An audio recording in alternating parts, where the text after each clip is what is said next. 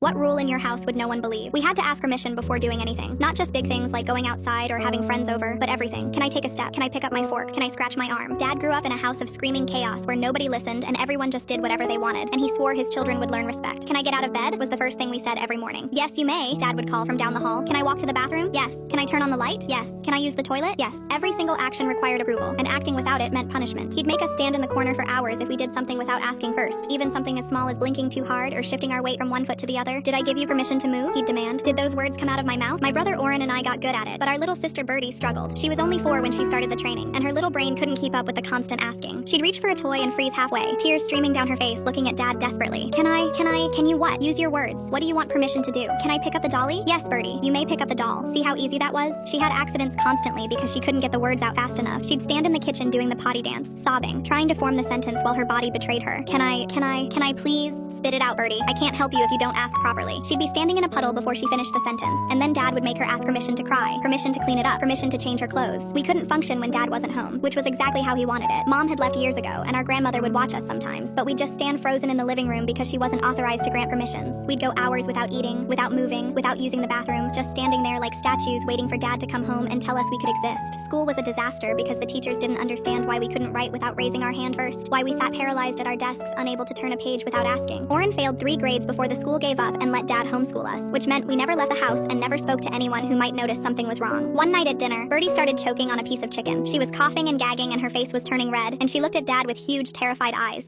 She wheezed. Can I cough? Yes, Birdie, you can cough. But the chicken was really stuck now, and she was turning purple, and she looked at Dad again, mouth opening and closing like a fish. Can I? She couldn't get the words out because she couldn't breathe, and Dad just sat there watching her, waiting for her to ask properly. What do you need permission to do, Birdie? I can't help you unless you ask. Oren was frozen in his chair. I was frozen in mine. We'd spent our whole lives unable to act without approval, and our bodies wouldn't move, our mouths wouldn't open. We just watched our sister dying 3 feet away from us. I don't know what broke inside me, but something did. I stood up without asking. I walked around the table without asking. I grabbed Birdie from behind without asking, and I squeezed her little body until the chicken flew out of her mouth and she sucked in a huge gasping breath. Dad's face went white with rage. Did I give you permission to stand? Did I give you permission to touch your sister? No, I said, and my voice was shaking, but I didn't stop. You didn't. And she almost died because you were waiting for a 6-year-old to ask permission to not choke to death. I was crying now, still holding Birdie against me. I'm done asking. I'm done. I walked to the phone without asking, and I picked it up without asking, and I dialed 911 without asking. Dad grabbed for me, but Oren moved for the first time in his life without permission and blocked him. She's right, Oren said quietly. We're done. The police came and they found 3 children who couldn't answer questions without looking for approval first, who couldn't sit down without asking if it was okay, who froze in the doorway waiting to be told they could enter the room. Dad tried to explain that he was teaching us respect, that he was giving us structure, that his family had been chaos and he just wanted order. I was helping them, he kept saying as they put him in handcuffs. I was teaching them how to be good. Dad lost custody that night. Birdie still freezes in doorways sometimes, waiting for someone to tell her she's allowed to walk through.